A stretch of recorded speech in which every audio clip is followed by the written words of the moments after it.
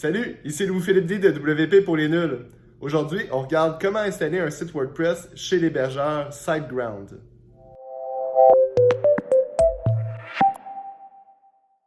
Salut, donc dans votre recherche d'hébergement pour trouver un serveur web pour héberger un site WordPress, vous avez possiblement arrêté votre choix sur l'hébergeur SiteGround et on va regarder aujourd'hui comment faire pour installer un site WordPress chez SiteGround. Donc, possiblement que vous partiez de la page d'hébergement WordPress de WP pour les nuls dans lequel on fait un review de tous les serveurs disponibles, là, les plus populaires. Et si c'est le cas, dans le fond, je vous invite à cliquer sur SiteGround juste ici pour démarrer le processus d'achat du compte et d'installation WordPress. Donc ici, dans les packages, je vais choisir WordPress Hosting. Et vous avez différents choix de forfait. Si vous avez un seul site web, ben, dans le fond, commencez avec le forfait Startup. Et sachez que plus tard, il n'y a pas de problème si vous voulez changer d'un type d'hébergement à l'autre. Je vais cliquer sur Get Plan.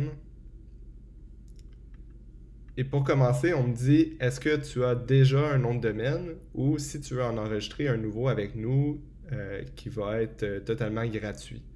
Donc ici, je vais sélectionner Register a new domain, le blog de hockey.com, par exemple. Je clique sur Proceed.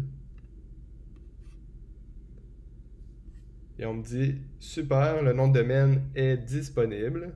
Et j'arrive à l'étape de déjà sélectionner mes informations personnelles. Je commence à entrer mes informations personnelles.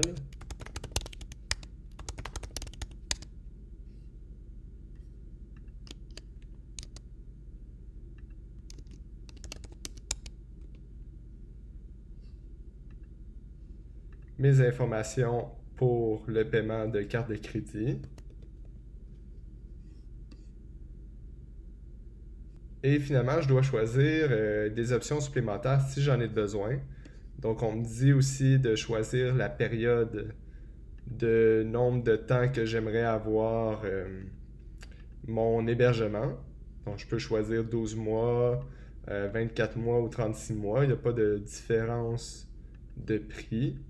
Le data center, vous voyez ici, là, si vous êtes en France, sélectionnez bien sûr Europe, ce qui va faire en sorte que votre site va être, l'hébergement de votre site va être plus près de votre localité, donc un peu plus rapide pour le chargement.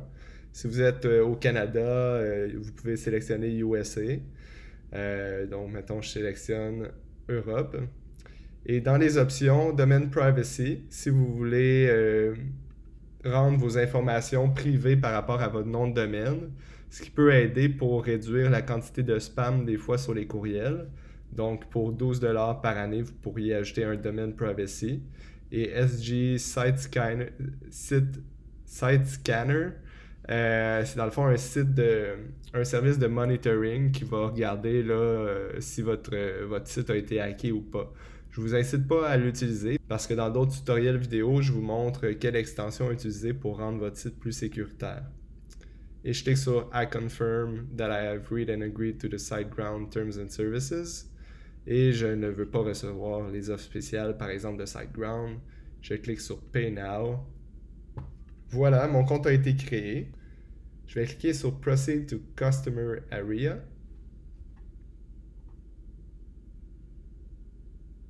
Et on me dit Create or migrate. Vraiment, mon accent anglais n'est pas terrible là-dessus.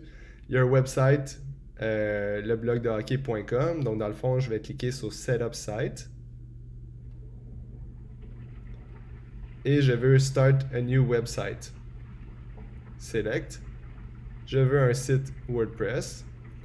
On a comme option d'avoir un site WooCommerce, donc WordPress avec l'extension WooCommerce pour une boutique en ligne.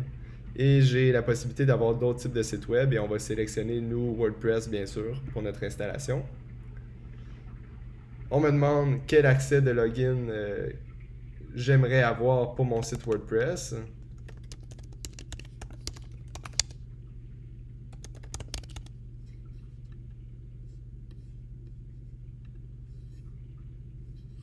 Je clique sur Finish. J'ai pas besoin de ces deux options-là. J'ai déjà dit précédemment que je ne les voulais pas. Voilà, l'installation semble être terminée. Je vais aller regarder mon site web. Je vais cliquer sur Manage Site. Et ce que je vais faire, c'est que je vais aller sur le blog de hockey.com, qui est mon nouveau site web. Et je vois que WordPress a bien été installé sur ce site web-là. Et si je veux avoir accès à ma plateforme de gestion de contenu WordPress, je vais faire mon site web /wp-admin. Et là, j'utilise les informations que j'ai entrées précédemment pour me connecter à mon WordPress.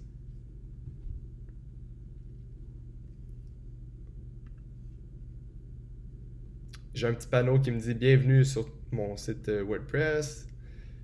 On me demande si je veux sélectionner un nouveau template. Chose que je ne vous conseille pas nécessairement parce qu'en fait, ce qu'on va vouloir, c'est avoir un thème premium. Je ne vous explique pas ici pourquoi avoir un thème premium versus un thème gratuit, mais je vous mets un lien dans la section description de la vidéo YouTube vers un article dans lequel j'explique tout le pourquoi de la chose. Pour ici, je vais simplement aller juste en bas et cliquer sur Continue. Et on me dit, est-ce que tu veux avoir des extensions particulières pour ton site WordPress, des plugins particuliers? Non, en fait, je ne veux pas avoir rien à ce niveau-là. Je peux même désélectionner Contact Form parce que possiblement, ce n'est pas celle-là que je veux. Donc, pour pas qu'il m'ajoute des plugins inutiles que j'aurai pas de besoin, je vais tout simplement cliquer sur Continue. Et non, je veux pas avoir un plugin de Google Analytics ni le Yoast SEO. En fait, on va pouvoir le faire plus tard. Mais Yoast SEO, dans le fond, c'est quand même un essentiel. Donc, oui, vous pouvez le sélectionner parce que de toute façon, je l'aurai installé sur mon site web. Et je vais cliquer sur Complete. Super, ton site a été créé. Go to Dashboard, qui est la console de gestion de contenu que je voulais aller initialement, comme je vous expliquais.